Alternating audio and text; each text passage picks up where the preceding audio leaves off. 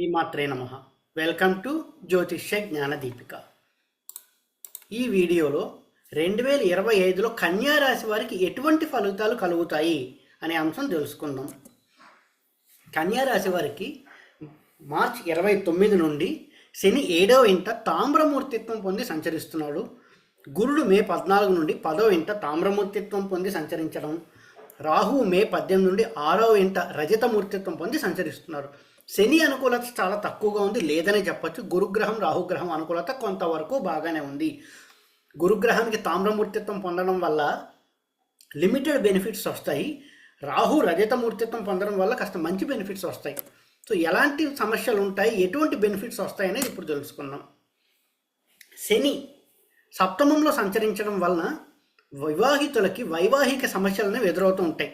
అంటే భార్యాభర్తల మధ్య చిన్న ఘర్షణ వాతావరణం క్రియేట్ అవ్వడం, లేదా భార్యాభర్త తరచుగా డిస్టెన్స్గా ఉండడం, అంటే ఏదో ఒక ఊరు వెళ్ళడం, భర్త విదేశాలకు వెళ్ళడం, భార్య ఇక్కడ ఉండిపోవడం, భార్య విదేశాలకు వెళ్ళడం, భర్త ఇక్కడ ఉండడం, ఇటువంటి డిస్టెన్స్ అనేది క్రియేట్ అవుతూ ఉంటుంది కన్యారాశి వారికి శని సప్తమంలో తామ్రమూర్తిత్వం పొంది సంచరించడం వల్ల. లేదా అనుకూలత సరిగ్గా లేని సమయంలో అయితే వాళ్ళిద్దరి మధ్య కంపాటబిలిటీ సరిగ్గా లేకపోతే ఘర్షణ వాతావరణం అనేది ఎక్కువగా క్రియేట్ అవుతూ ఉంటుంది, వైవాహిక సమస్యలు ఉంటాయి. అవివాహితులకి వివాహ ప్రయత్నాలు చాలా ఎక్కువగా చేయాల్సి రావచ్చు. చేయగా ఎప్పటికో వివాహమయ్యే అవకాశం అయితే ఉంటుంది, కానీ ఎక్కువగా వివాహ ప్రయత్నాలు చేయాలి. విద్యార్థులు అధిక శ్రద్ధ పెట్టి చదవాలి, లేదంటే తక్కువ మార్కులు రావడం, ఫెయిల్ అవ్వడానికి ఎక్కువ ఆస్కారం ఉంటుంది.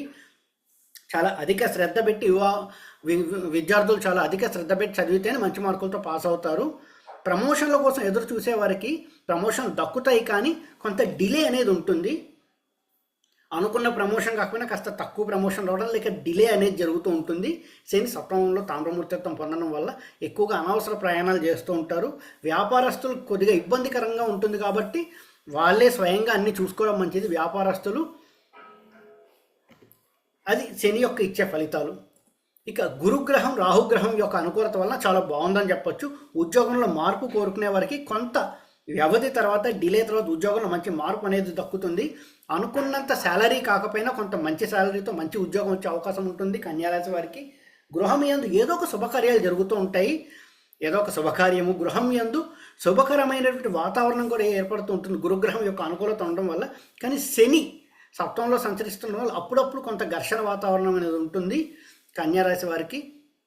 స్వల్ప ధనలాభాలు కలుగుతూ ఉంటాయి, చిన్న ధనలాభాలు కలుగుతుంటాయి. ఉద్యోగంలో కొంత గుర్తింపు అనేది లభిస్తుంది.